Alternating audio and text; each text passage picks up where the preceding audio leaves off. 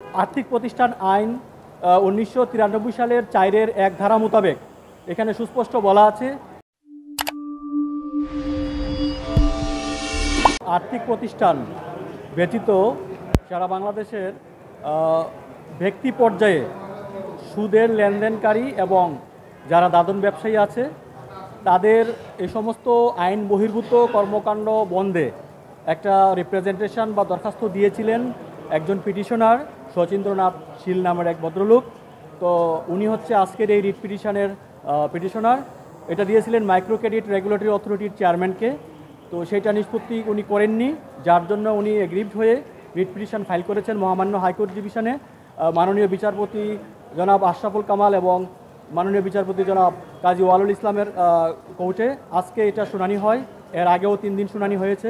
তো মহামান্য আদালত সন্তুষ্ট হয়ে আজকে রুল ইস্যু করেছেন এই মর্মে যে যে চিঠিটা দেওয়া হয়েছিল দাদন ব্যবসা এবং ব্যক্তি পর্যায়ে সুদের লেনদেন বন্ধের প্রতিকার চেয়ে যে চিঠিটা দেওয়া হয়েছিল সেটা নিষ্পত্তি যে করে নাই, এটা যে ইনেকশনটা এটা কেন অবৈধ ঘোষণা করা হবে না এবং এই ধরনের কর্মকাণ্ড যারা করছে তাদের বিরুদ্ধে ব্যবস্থা কেন গ্রহণ করা হবে না এই মর্মে রুল ইস্যু করেছেন, রুল নাইসা ইস্যু করেছেন।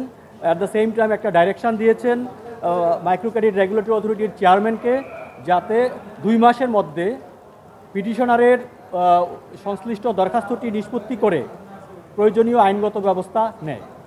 এটা আর্থিক প্রতিষ্ঠান আইন ১৯৯৩ সালের ৪-১ ধারা মোতাবেক এখানে সুস্পষ্ট বলা আছে যে আর্থিক প্রতিষ্ঠান এবং ব্যাংক যারা বাংলাদেশ ব্যাংক এবং সংশ্লিষ্ট অথরিটি কর্তৃক যারা অনুমোদিত তারা ব্যতীত কোনো ব্যক্তি পর্যায়ে কাউকে সুদে লেনদেন করতে পারবে না এবং কোনো দাদন ব্যবসা চলবে না, সেই ব্যাপারে কিন্তু সুস্পষ্ট বিধান আছে।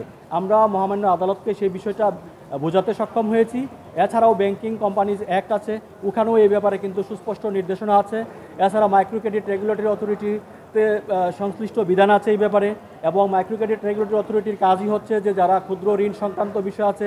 এছাড়া আপনারা নিশ্চয়ই জেনে থাকবেন যারা অবৈধভাবে বিভিন্ন সমাজসেবা সংগঠন অথবা সমবায় সমিতির নামে যাদের আসলে মাইক্রো ক্রেডিট বা এই ধরনের কোনো ফাংশন অপারেট করার কোনো রকম তাদের লাইসেন্স নেই, তাদেরকেও কিন্তু আসলে রেগুলেট করে হচ্ছে মাইক্রো ক্রেডিট রেগুলেটরি অথরিটি। তো আজকের এই আদেশের মধ্য দিয়ে এদের যে কর্মতৎপরতা আছে এগুলা কিন্তু আদালত এই বিষয়গুলো আমলে নিয়েছেন মহামান্য আদালত, এবং পরবর্তীতে এই আদেশটি দিয়েছেন। জি, ব্যাংক এবং আর্থিক প্রতিষ্ঠান ছাড়া যারা অননুমোদিতভাবে ব্যক্তি পর্যায়ে এগুলো করছে তারা সাধারণত উচ্চ হারে সুদ নেয় এবং গ্রাম পর্যায়ের একদম রিমোট এরিয়ার যারা একদম আনপ্রিভিলেজড মানুষ আছে বিপদগ্রস্ত তাদেরকে জিম্মি করে ব্ল্যাঙ্ক চেক এবং স্ট্যাম্প নিয়ে নেন। পরবর্তীতে এমন ঘটনাও আছে যে ভিটেমাটি ছাড়া হয়েছে, এলাকা ছেড়ে চলে গিয়েছে, তাদেরকে নিষ্ঠুর নির্যাতনের শিকার হতে হয়েছে। এটা আপনারা যারা গণমাধ্যম কর্মী আছেন এটা আরও ভালো জানেন, এই ব্যাপারে বিভিন্ন গণমাধ্যমে কিন্তু আগেও অনেক নিউজ কাভারেজ হয়েছে। হ্যাঁ, এনজিও ক্ষেত্রে যেটা বলেছেন আপনি ঠিকই বলেছেন। আমি আইনে যেটা আছে যে এনজিও যদি হয় তারাও ক্ষুদ্র ঋণ কার্যক্রম পরিচালনা করতে পারবে শর্ত সাপেক্ষে, যদি সেইটা মাইক্রো ক্রেডিট রেগুলেটরি অথরিটি অনুমোদন দেয়। এবং এটা যেহেতু রেগুলেটিং বডি এবং এনজিও ব্যুরো আছে, আপনি জানেন এনজিও ব্যুরো থেকে কিন্তু তাদের পারমিশন নেওয়ার বিষয় থাকে, তারা যাদেরকে পারমিশন দেওয়া আছে তারা পারবে। এবং আপনি আরও জেনে থাকবেন যে যারা অনুমোদিত বাংলাদেশে এই ধরনের মাইক্রো ক্রেডিট ট্রানজ্যাকশানের জন্য তাদের কিন্তু একটা তালিকা আছে, সেটা মাইক্রো ক্রেডিট রেগুলেটরি অথরিটির ওয়েবসাইটও পেয়ে যেতে পারেন এবং এটা কিন্তু মেনটেন করা হয়। এই তালিকা যারা আছে এছাড়া কিন্তু অন্য কেউ আর পারবে না। হ্যাঁ, সুনির্দিষ্ট ঘটনা হচ্ছে যে পিটিশনার আজকের যে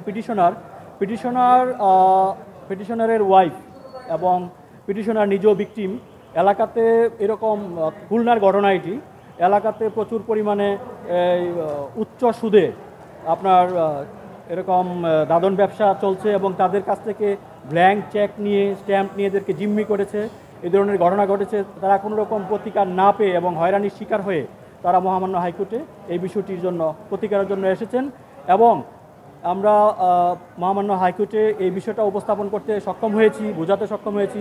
বিভিন্ন এভিডেন্স আমরা অ্যানেক্স করে দিয়েছি। যে সমস্ত ডিড এবং ডকুমেন্টগুলোতে ওনারা লিখেছে কোথাও 15% হারে সুদ দিবে, কোথাও 7% হারে, 10% হারে, অর্থাৎ মৌখিক কোনো সুদের লেনদেনের বিষয় ছিল না। এটি ছিল একাধিক চুক্তিপত্রের মাধ্যমে সম্পাদিত একটি ব্যক্তি পর্যায়ের আর্থিক লেনদেন এবং সুদের কারবার।